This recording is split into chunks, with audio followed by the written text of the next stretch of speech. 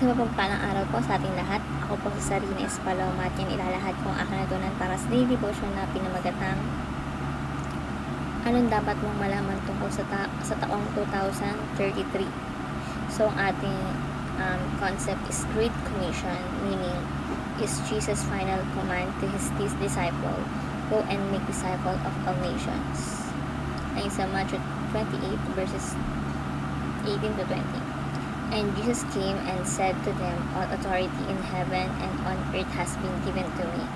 Go therefore and make disciples of all nations, baptizing them in the name of the Father, and the Son, and the Holy Spirit, teaching them to observe all that I have commanded you. And behold, I am with you always to the end of the age. So, ang ating katuruan is number 1. The year 2033 marks the 2000th anniversary of the Great Commission. So, noong 2033, noong AD 33, inatasan ni Jesus kanyang mga tagasunod na ipangaral ang Ebanghelyo sa lahat ng bansa. Kaya ang 2033 ay ikalawang milenyo ng misyon.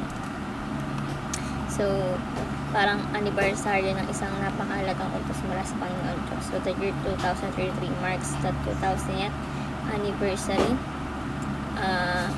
of the Great Commission. Number 2, the Great Commission has accomplished much in the past through faithful Christians. So, sa nakaraang 2,000 taon na may 2,000 taon, maraming tao ang nakilala sa Diyos dahil sa masikasig na mga missionaries. Diba? So, the Great Commission has accomplished much in the past through faithful Christian. And lastly, the Great Commission will continue to succeed through faithful Christian today. So, hanggat may tapat na tagasunod ni Jesus, magpapatuloy ang pagpapalaganap ng Ebanghelyo. So, bilang application, number 1 is join the 2023 Mission Campaign. So, makaisa tayo sa pandaigdigang kilusan na layuning maabot ang bawat tao sa Ebanghelyo bago mag-2033. So, sumali tayo sa online events, prayer movements, or training para sa taong 2033. So, join the 2023 Mission Campaign. Number 2, start a discipleship group or micro-churches. So, magsimula ng maliit na groups ng mga manampalataya para turuan at palakasin ang isa't isa. So, mag-imbita tayo ng kaibigan, friends, family para sa every Sunday Bible study or online. Pwede. So, start a disciple group or micro-churches.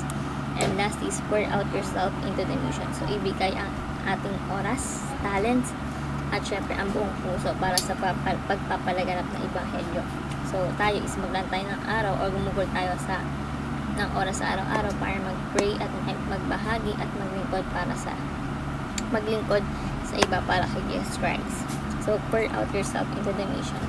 So, yun ang actual sa daily devotion na may matulang kayo. May share sa iba siya, mapray sa ating buhay. Thank you sa pagkinig at God bless po.